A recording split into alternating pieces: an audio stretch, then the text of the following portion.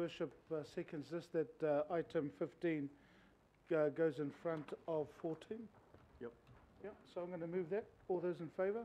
Aye. Against, carried. I'm now going to move the recommendation as Worship the Mayor will second the recommendation around UNESCO Creative Cities Network update presentation. E ngā mana, e ngā reo, raurangatira mā, nau mai haere mai whakatauma. Ki ngā kaumātua me ngā koe, tēnei te mihi, tēnei te mihi, tēnei te mihi ki a koutou katoa, and whakalofala i atu with the New Language Week. So welcome, and I'm just going to say one thing, and that is 28th of June 2016, Mark, is when you came to the Arts, Culture and the Events Committee and put this proposal in regards to Tāmaki Makaurau being a UNESCO City of Music, so I acknowledge you from then. Kia ora. And please introduce our manuhiri. Kia ora. For those of you who've not been paying attention for the last 5 years, I'm Richard McGraw from the Arts and Culture Unit. It would seem odd if I introduced everyone else and didn't say who I was. We're going to each individually introduce ourselves and say which agencies we represent. But just prior to starting, I just wanted to point out a couple of things, and a personal achievement that I've acknowledged with this group over the last 12 months that we've been working together is that today's presentation you're going to hear is a music-led industry presentation, but Council has been acting as an enabler. We're great at doing policies and strategies and those sorts of things, so we're holding hands with the industry here, but more importantly, we're actually holding hands with each other. So this presentation is from Auckland Council, ATEED and RFA working together and regularly meeting and working on the strategy, and we've found the learnings for that have been invaluable at opening doors, at identifying opportunities for collaboration in the future. So we've really enjoyed doing that, and it's been great to be part of this project to enable that. So what we're going to do is just go down the row and introduce ourselves and the agencies that we represent. Kia ora, Mark Roach. I represent Recorded Music New Zealand. Kia ora koutou. Anthony Healy is my name. I'm from APRA, the Australasian Performing Right Association, an organisation of New Zealand's songwriters and music writers. Kia ora koutou. I represent ATEED, Pam Ford. Kia ora, my name is Bernie Haldane. I'm the Deputy Director of Auckland Live, a part of Regional Facilities Auckland. Kia ora koutou, my name is Victoria Blood. I'm the Chair of the New Zealand Music Commission and the leader of New Zealand's Alliance of the Creative Industries, We Create. Awesome. So we've already seen your agenda, and we thought rather than have an information memo, you might appreciate at this point in time a PowerPoint presentation. So we've got one to show you with some pictures, and we'll invite questions from multi-agencies at the end if you've got anything you'd like to have clarity on. So Auckland UNESCO City of Music. So on the 1st of November 2017, we became Auckland City of Music within the UNESCO Creative City Network. The application was led by the music sector and endorsed by the Mayor and indeed this committee. Council worked as an enabler, as a hand holder and a tick boxer, and doing a bit of the legwork with some of the consultation and stakeholder engagement. There are 180 cities in the Creative Cities Network, 31 are music cities. In New Zealand, the only other UNESCO Creative City is Dunedin, and they're a creative city of literature. So there's a number of ranges of genre from literature, music, etc., right through to gastronomy, which is part of a creative network as well.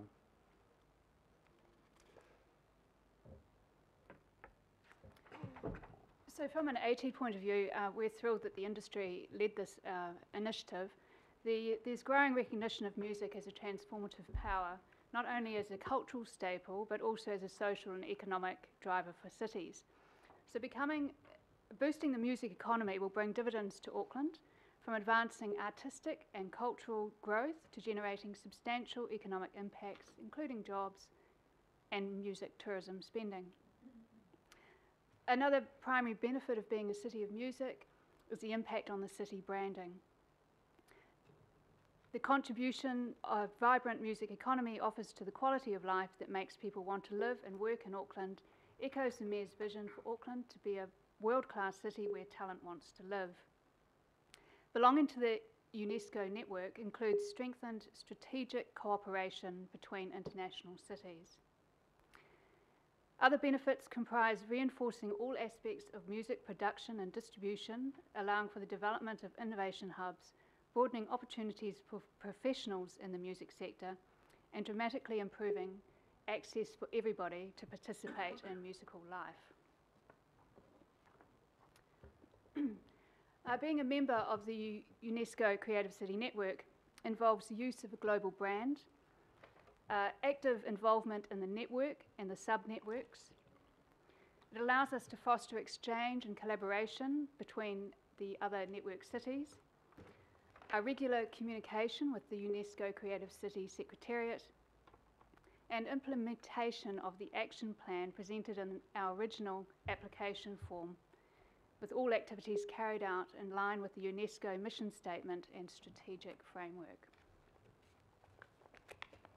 So with all projects, we go through different phases. So we've been in a development phase and setting up that strategy. So we've formed an interim steering committee to reflect that. So at the moment, as I sort of hinted towards before, it's been a little bit council heavy, but that's because, you know, strategy and engagement is something that we do well. And that's part of the steering group that we've got, but we've committed to an evolving and dynamic project. So as the needs of the project change, we will ensure that the right people are engaged at the right time. Interesting, when we went out for a consultation on our draft strategy, we had a lot of people from the industry really passionate replying at that end, right, tomorrow we've got to do this project and this project. So there's real energy, but we were very focused that we needed that first period of time to create the framework that was safe, that was robust, and then the next step for us is to re-engage and discover what those projects are to really make the project come alive. So representation, so representing the music industry, as we've heard before, we've got the Australasian Performing Rights Association Limited, Australasian Mechanical Copyright Owners Society Limited, and the New Zealand Music Commission and Recorded Music New Zealand. We've also got representation from ATEED, from RFA and Auckland Council Arts and Culture at this point in time, but we will change that as and when the needs change. So far, we've developed a tohu. So if you look down that symbol that you've seen down there, hopefully it's instantly recognisable as a reference to music notation, but also has something which is uniquely feels like it's us. It's recognition of Māori culture, of being one of the largest Pacific cities, and is quite a bold statement. And that was developed in consultation through the period, and the naming convention you'll see there is an international naming convention. There are some rules with dealing with UNESCO because it is a multi-language network around the world, and that's how the tohu, the logos get represented. So there's a bit of a structure to why it's labelled that way, but also we wanted something that stood out as being uniquely us. We've developed the strategy, and we've got a website that's in development and ready to go live at the launch, which we'll hear a little bit about in a few moments. We've got steering group terms of reference, which that's a passionate thing to talk about, isn't it? But I know that's council, and we love terms of references and steering groups. So we're working on that at the moment to, again, ensure that we've got the accountability and the communications right. And we've also started international networking events. It's interesting when we look at our youth, which is a huge focus for Auckland, their peers, their networks, the people they're having conversations with now are international. They're not the next suburb over, they're on Facebook groups that are international. We need to learn about what other cities are doing around the world and then see what we can take for our own city, and then what is uniquely ours that we can share in terms of our learning to make sure that we're capturing the best lessons learnt, but also retaining what it means to be uniquely Tamaki Makaurau. There's one of our first experiences, which is the Music Cities Convention in Melbourne. That was recently, and we had representation there who knew about this project from ATEED, RFA, and indeed the music industry. A little further afield is the 12th UNESCO Creative Cities Network annual meeting in how do I say this? Krakow? Krakow? Of course, Katowice. And to preempt any questions, we were very, very lucky to receive funding for Mark to attend this from Poland. That's correct, yeah. So our Polish colleagues offered accommodation over there, and Recorded Music New Zealand picked up the rest of the tab on that one. So that was an excellent opportunity to both get inducted into the network. So there was an orientation meeting that formed part of the first day, which not all cities were involved in. It was just the new cities from the 2017 intake. So that was getting versed in the ways of UNESCO, and then followed on with sub-network meetings and other opportunities to meet face-to-face with people I'd previously only met, on email, and talk about ideas for the future, how we can collaborate, how we can get our artists overseas. We've already hooked up several artists with festivals in Australia, Korea and Germany. So the next stage you'll be excited about is a bit of a launch, a bit of a moment in time to celebrate what we've achieved so far and signal the direction that we're heading in the future. So up to this point, we've been setting that foundations in place so that Auckland can succeed as a city of music. A launch has been planned for mid-November in the lovely Winter Garden of the Civic. And from here on and following the launch, it's about making this work for the sector and the city and its communities. So I'd like to invite any questions that you've got of us, either of me or any of our agencies present here. I'll go first, and it's to Mark, Anthony and Victoria.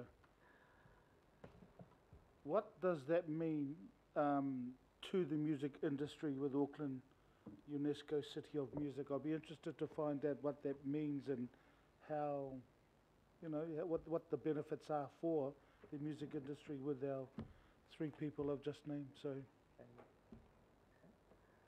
I think it's and I'm speaking from a government agency. The Music Commission is a government agency that is there to support the growth of New Zealand music, socially and economically. And I think it's less about what's it going to do for the industry and more what can music do for our communities, because music's been proven as an enabler of education across the board, of social harmony, of connectedness, and the music industry relies on music being made to turn it into a commercial output.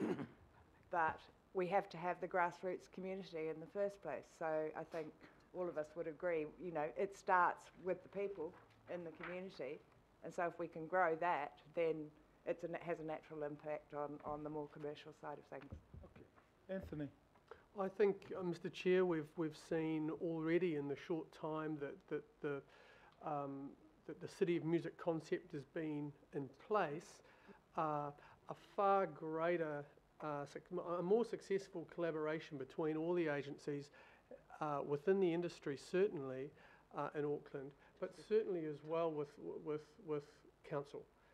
And we realise that here in Auckland, it's very difficult to make any progress without that collaboration with council, and that's really what we're seeing. It's a very, very successful project to date.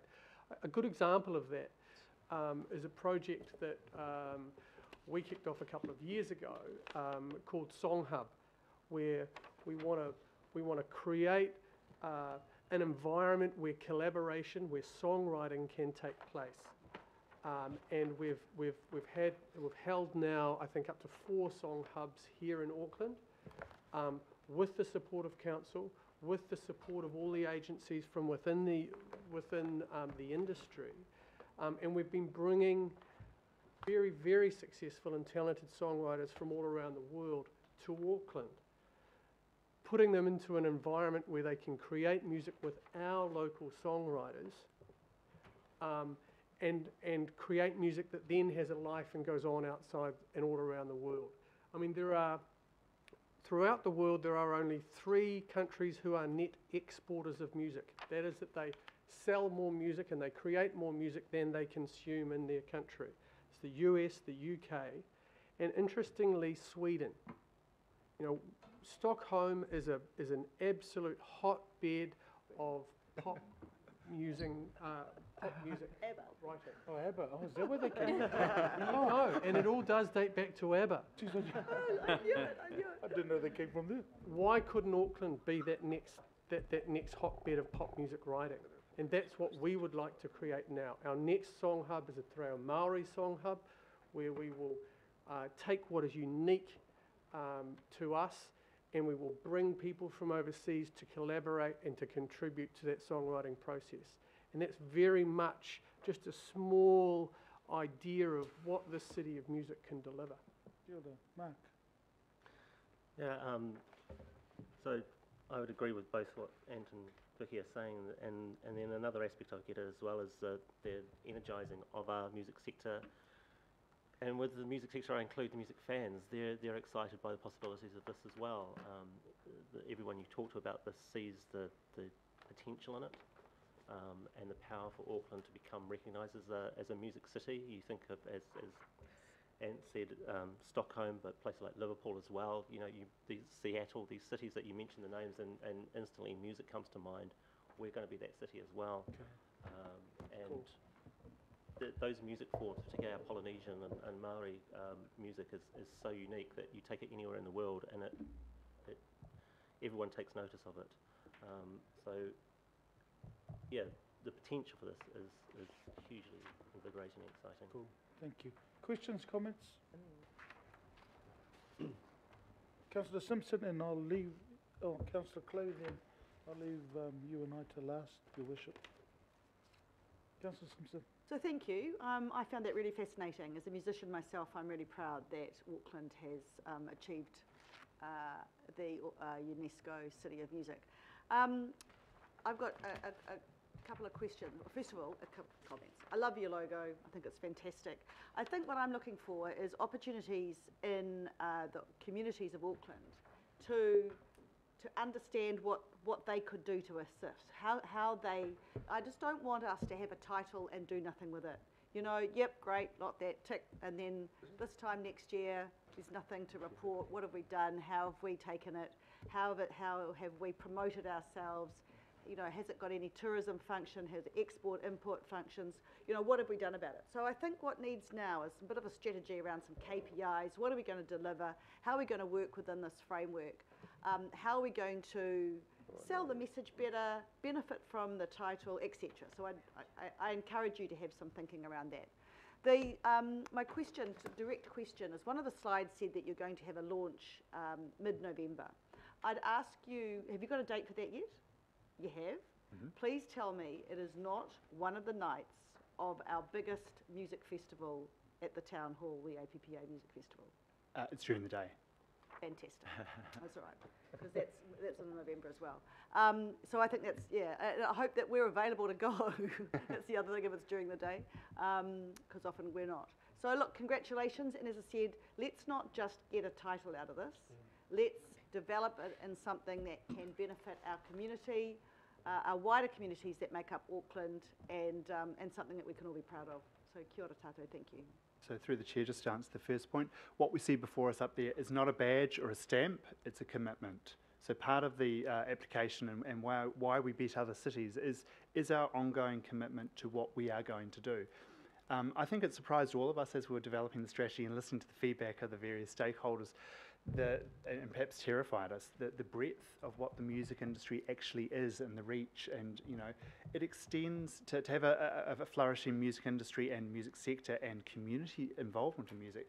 It stretches through to regulatory, it stretches through to how we plan our cities, how we market, all of those things. And if you could think of, I'll just use a couple of random projects. It could be a conversation with our national carriers about excess baggage for musicians, and is that a barrier to getting people into New Zealand? Do we have the same rules for sports people as we do for musicians? All of those sorts of things, through to how does a musician park out around the CBD of Auckland? Are there loading zones where you can actually get to your performance destination? Is the performance destination, is the performance destination up to scratch? Does it meet regulations in terms of noise and flows and safety at night? So there's a whole lot of things that it's more than just the genre. So we are committed to that. Our next step and our next challenge post launching the strategy is to come up with those very tangible projects. We made a commitment when we got permission to do this, that we would use operational budgets to leverage and build this. So we haven't used anything extra. We've looked at our own cupboards and thought, well, what are we doing? And so a lot of it is just about communication and conversations. But what we will do in the next stage is identify the specific projects and which agencies would like to do them, and there might be some that are purely advocacy things, but there might be some specific projects that we will bring back for future LTPs or work into our existing projects. So as a result of that, may I have one more follow-up? How often will we hear from you as to what you are doing? I think I shall answer that with a question. How often would you like Want to us. hear us? We can certainly have updates. We'll have a website that'll share details, but I think that's a perennial question about us sort of trying to figure out what is the interest of councillors in terms of keeping up with some of these initiatives. Yeah, I think I wouldn't, I mean, sometimes if you give it a quarterly, it forces you to do something, but then annual, that I'm not sure. I'd have to think about that myself. But I wondered if you'd given it any thinking, and perhaps, Mr. Chairman, through you, we can give some thinking around that and give them some direction. Very much appreciated. Yeah, I mean, I only looked at 6 months. I mean, it's only once a year. That'll give enough time, but How long do you hold the title for? the title. Once you get it given to you. You largely hold it in perpetuity or for as long as you want. There is a requirement to report back to UNESCO every 4 years Right. on action plans proposed in the first term and how you've progressed with that and any new action plans you're putting forward after that period. But unless you are incredibly remiss in your reporting and obligations to UNESCO, I believe the title just carries on as long as you want it to. So even once.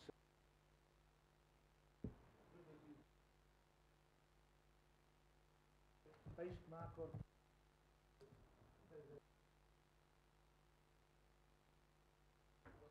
Through the chair, that sounds doable. You'll also see threads of this come through in your normal reporting processes, where we will reference, whether it be through council family or council, you'll see references to the UNESCO initiatives. We'll point them out when it's appropriate. Councillor Clue. Yeah, I was going to ask about the November launch as well, but perhaps it's been answered.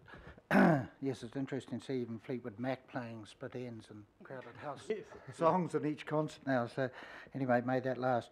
Are we reaching all the genres? The question is all the genres. I mean, reggae is huge in New Zealand. I think we're the biggest per head importer of reggae music in the world, from what I can remember hearing. But are we reaching right across all the genres? And then what do we do in reaching songwriters and industry outside Auckland? And obviously we're not going to nab in on Dunedin and trying to take anything from, I know it's literature, but they're a music city. But, for the rest of the North Island, are we reaching out to musicians in the industry outside Auckland? Yeah, so I think from an early stage of this, I've always said that it's music is a gateway for other creative fields as well, not exclusively music, to be part of the UNESCO Creative Cities Network. And it's not Auckland. Auckland is a gateway for other cities as well. So as the largest city in the country and the largest population of musicians and music sector representation, I think we have sort of a duty of care to extend learnings that we have and networks that we connect with out to the rest of the music sector across the country. And as far as genre goes, I think we've been very careful in targeting and positioning this whole initiative as broadly as possible. So taking into consideration everything from classical music to all forms of popular music is really important. It's important that everyone's engaged and that everyone's really focused on the City of Music concept. Because I think the APO have had huge success with their podcasting. I think that's what you call it, podcasting around the world and getting listeners from amazing places. Your Worship, the Mayor, and then Matua Brown. Thank you very much, Mr. Chairman, and thank you very much for the presentation today. I think the branding City of Music's a fantastic branding. My questions have been partly asked already, but maybe you could elaborate a bit more on the answers.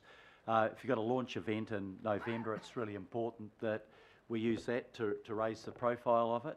And I just wondered what you had in mind in terms of promoting that launch event so that we could popularise the concept a little more than what we've succeeded in doing to date. And then really it is about the ongoing stuff that reaches out beyond just the specific sector or the council to the wider population, what sort of ideas have you got about profile raising in that regard? Through the chair, I think the launch, we had a long conversation based on the number of people we've engaged with about the size of that. And we realised that in terms of media pickup, we will invite the media, but it'll actually be at a project stage when we have these actions of what we're going to do, specific projects that will really launch those initiatives to the media. The launch is primarily for stakeholders and for developing those networks and relationships. We are strategically having it in the same week as the Vodafone Music Awards. Obviously there's a lot of people involved in, around this table who have other obligations that week, so there will be able to capitalise on those other markets. We've already seen the tohu up on the screen at the Silver Scrolls. We'll see that again at events. So I think it'll be quite soft to start with, but as soon as we have a firm action in terms of first off the ranks with developing a project, we'll go quite wide. We are very lucky to have at launch, if you can help me with the name, from... Our keynote speaker for the launch is a woman called Amy Terrell. She's the Vice President of Music Canada, which is a sister organisation to Recorded Music, in that they represent the recorded music sector for Canada. She's based in Toronto. Amy was the author of a document called Mastering a Music City, which is seen globally as a blueprint for cities to adopt music city strategies. She happened to be she's going to Australia at the end of November, so I nabbed her invited her down to the New Zealand Music Awards and asked her to be a keynote speaker at the launch as well. So she'll be there to share her experience and learnings on developing music cities. In terms of a comms plan, we've just appointed a short-term project manager to develop the launch and also to start working on some of those longer-term projects. And we've had quite a conversation about where our strengths lie, and ATEED will actually lead a lot of the comms work, and we're doing a joint comms thing with ATEED to develop a plan around that. Thank you. Paul. Could I ask, kia ora, could I ask who in Māori industry it is that the strategy engaged with, and whom provided the tohu that you're referring to? Could I have the composer's descriptive of the tohu? Through the chair. So the tohu was done with someone who we've worked quite a bit with, Tyrone, who's one of our designers that we used extensively through Matariki over the last few years. We did a multi-agency approach with that. We actually tried what are the values. We did looked at iconography that gets used. Part of the design with that was at an international market level to see how would you place something that was uniquely New Zealand against all those other international logos, and be quite clear. We also looked at its relationship with the other logos used in the music space. So that's going from Twitter to SoundCloud to iTunes and recorded New Zealand Music Month, and sort of put them all together and say, well, what are the shapes, what are the signs that we can really have them complementary, so they look okay next to each other, so they have the prominence, but also that look quite unique and identifiable. That's kind of the process. We do have a supplementary report that we gave to the committee a few months ago about that development, and we're happy to share that again. It's got all the details that I won't be able to remember now. In terms of the engagement, who wants to...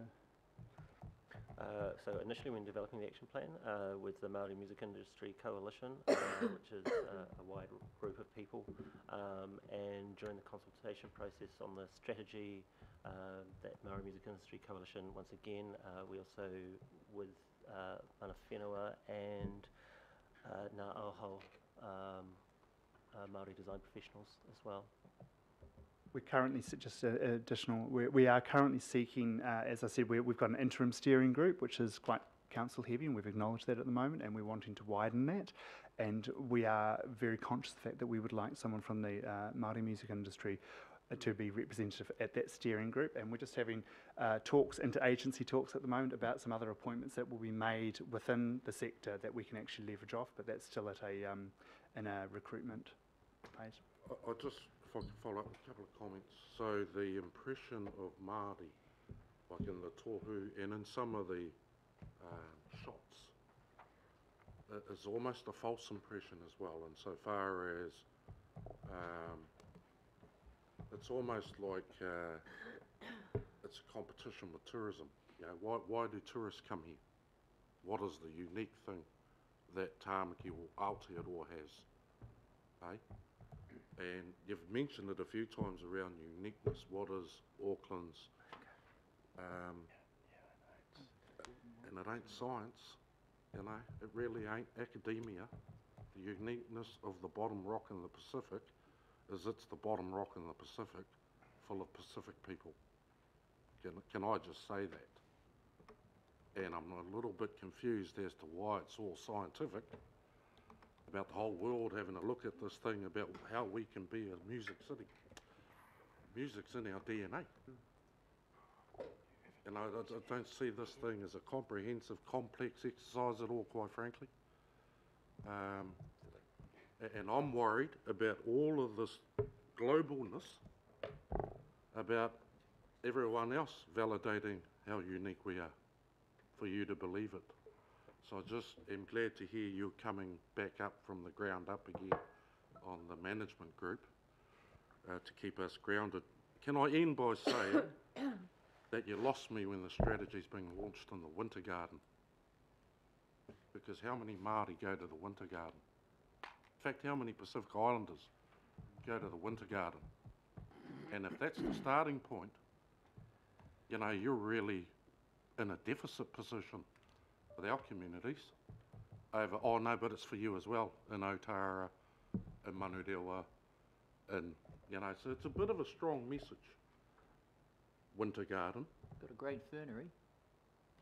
Well, it's a strong message to the community you're telling me you're committed to engaging with. Just through the chair, I completely agree. If we were doing a community event, we were wanting to reach the community. I don't think we'd choose the Winter Gardens. This is about saying we've got RFA around the table and we've got an offer of coming together.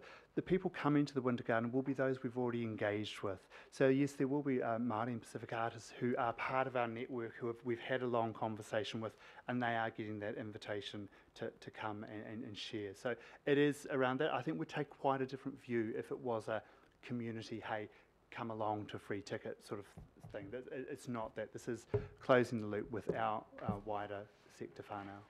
Now, last but not least, Mr. Chair, her name is Yaka Mishimo, sat on the summit of Rangitoto on the 18th of May of this year. Released a song 6 weeks ago that sat at #1 in Japan, in Japanese, that she composed on that summit in 4 hours. So the world is already here. Looking for the inspiration, they're actually finding in natural landscapes and interacting with New Zealanders, including us Pacific Islanders. So for me, I'm going to measure your enthusiasm, if not over-enthusiasm, because I don't see this as a real tough one, or one that's complex or academic and scientific. Kia ora. I think through the chair, this is about shining a light on it. This isn't, we're not in deficit at all. We're saying actually the talent and the understanding and the genuine narratives that have been created here are world class and can be shared. And we've got a duty to some of our youth to actually help them on the world stage. But yeah, it's happening here. We're not doing this for international validation. We're putting our headers up and saying, hey, look at this. Councillor Young. Thank you, Chair. I just want to know what kind of engagement or relationship between the APO and the City of Music, and because our council do funding for APO. And my second question is, we talk about music is international, and how about we got a quite diversity city and lots of the Asian people. What kind of your planning or involvement there will be? Thank you. Through the chair. So we have had engagement with the APO. Like all of our industry sectors, they were invited to respond to the strategy and provide their feedback, which has been worked in. And as we go into the next stage, we'll be having close conversations about those specific projects and where they lie. In terms of the wider diversity thing, we're well aware of how diverse both our population is, but also the genres. just remember that we're also probably not going to be creating content here. We're going to be enabling. So this is about enabling stuff, not actually creating content. So we've got to understand what is the common barriers or challenges that music groups or education groups or communities actually encounter and address those barriers. So the barrier might be, I don't know how to get a ticket, or I can't get to the venue because of transport options. It's those commonalities across the diverse population that we hope to address, rather than a genre-led one, because we're never going to get the appropriate genre split. But we are aware, and I think we're relying on our industry partners and our established relationships to open doors to some of those communities, because we acknowledge that there's a lot out there that sometimes come from left field that are a surprise. So we are relying on trying to get the message out. Councillor Walker. Yeah, I'd just like to commend everybody involved, and particularly the lead of ATEED. I think that they are well placed to coordinate activities in this space across the organisation, certainly at this stage anyway. And I also commend the involvement of the other council-controlled organisations and the people in council. This is a great project. Thank you, Councillor Walker. It is a team effort. So look, I'm going to finish it off if there's no more questions or comments. So look, again, thank you to everybody involved. Tracy, I see you at the back. And I just want to mihi to you, because I know that you and the staff that are behind everybody in front of us have had a big input in regards to this. I want to acknowledge all the councillors from the previous term and this term to where we are. And, you know, to our staff, I mean, look, day in, day out, you continually go out there and push our music and our events. So again to you all, but lastly to His Worship the Mayor, because I think it's your endorsement as well, Your Worship, that obviously talking to our staff in the music industry, that the endorsement from the Mayor is a key one as well. So just want to acknowledge that. So to everybody, it's been moved and seconded. I'm going to put the recommendation. All those in favour? Aye. Against? Carried. And I know there's a waiata that you wish to finish off, Richard.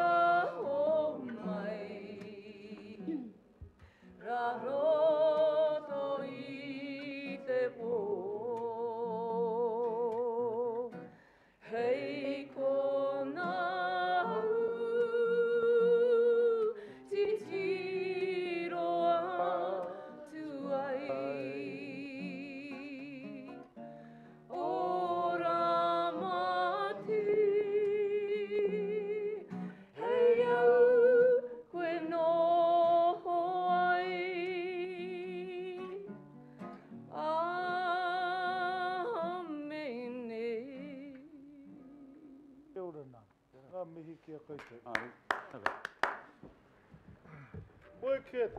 So, councillors and members of the committee, I'm in your hands in regards to two more items we have. Do you want to plough through? Go for it. Then have lunch and then into the governing body workshops? Yep. Straight Let's after? do that. Okay then. Awesome. So look, we'll move on to item 14,